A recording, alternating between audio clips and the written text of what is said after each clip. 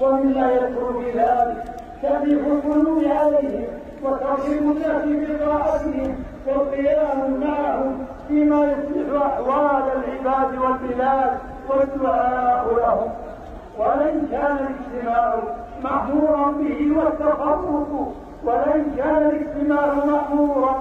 والتفرق منهيا عنه في جميع المواطن، فإن ذلك يتأكد في موسم الحج وموسم الشعائر، فيجتنب الحاج أي أمر أو فعل يشغله عن أداء مناسكه، بل عليه أن يتفرغ لعبادة ربه ويجتنب كل ما يؤثر في طمأنينة إخوانه ضيوف الرحمن.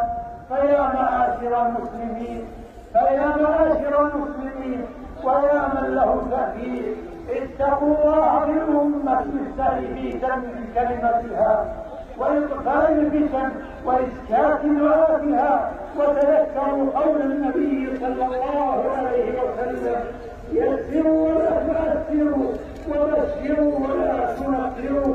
وقوله صلى الله عليه وسلم: وتضرعا ولا تختلفا وليتق الله المتنازلون بحق الدماء والسعي في تحقيق المصالح امتثالا لقول الله تعالى: وإن طائفتان من المؤمنين اقتتلوا فأصلحوا بينهما ولا تكون تابعا بحق خير من أن تكون متبوعا في باطل، ومن ترك شيئا لله عوضه الله خيرا منه. حجاج بيت الله الحرام، بعد أن خطب رسول الله صلى الله عليه وسلم في عرفة أمر بلالا فأذن ثم أقام فصلى الظهر مقصورة ركعتين، ثم أقام فصلى العصر مقصورة ركعتين كما سنفعل إن شاء الله، ثم وقف في عرفة على ناقته يذكر الله ويدعوه حتى غرب قرص الشمس، ثم ذهب إلى مزدلفة.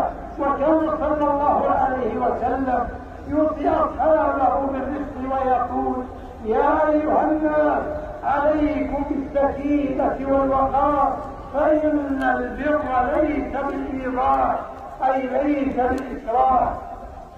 فلما وصل مزدلفة صلى المغرب ثلاثة والعشاء ركعتين جمعا وقصرا، ومات بمزدلفة وصلى الفجر بها في أول وقتها، ثم دعا الله إلى أن أسفر، ثم ذهب إلى منى فرمى جمرة العقبة بعد طلوع الشمس ب7 حصيات وذبح هديه وحلق، ثم طاف طواف الإفاضة ولقي في منى أيام التشريق يذكر الله تعالى ويرمي الجمرات الثلاث بعد الزوال، يدعو الله عند الصغرى والوسطى، ورخص لأهل الأعذار في ترك المبيت بمنى.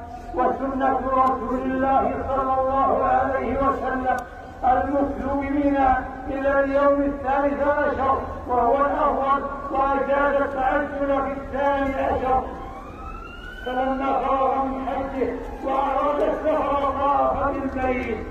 حجاج بيت الله الحرام، إنكم في موطن شريف وجمال فاضل ترجى فيه مغفرة السيئات وإجابة الدعوات، ولذا أفطر صلى الله عليه وسلم يوم عرفة بحجه ليتفرغ للذكر والدعاء. فأكثروا من دعاء ربكم لأنفسكم ولمن تحبون ولمن لهم عليكم حق وللمسلمين عامة بأن يصلح الله أحوالهم وأن يجمع كلمتهم على الحق.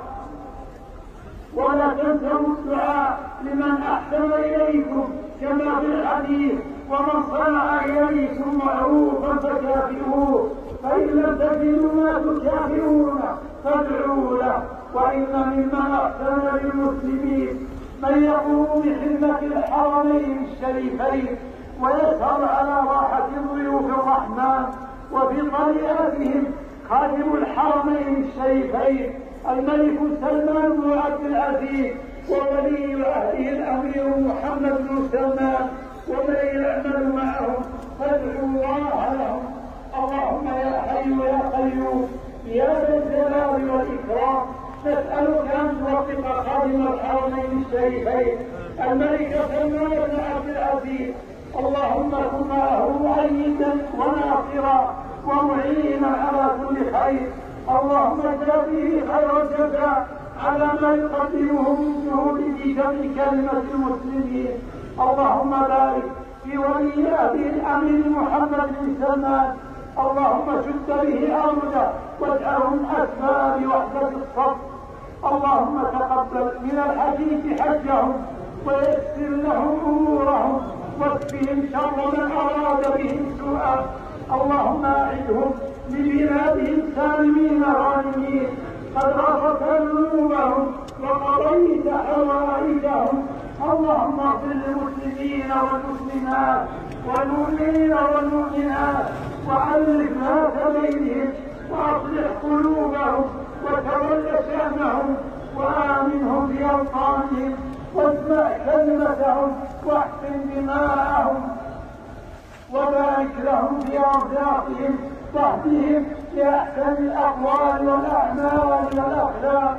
سبحان ربك رب العزة عما يصفون وسلام على المرسلين والحمد لله رب العالمين.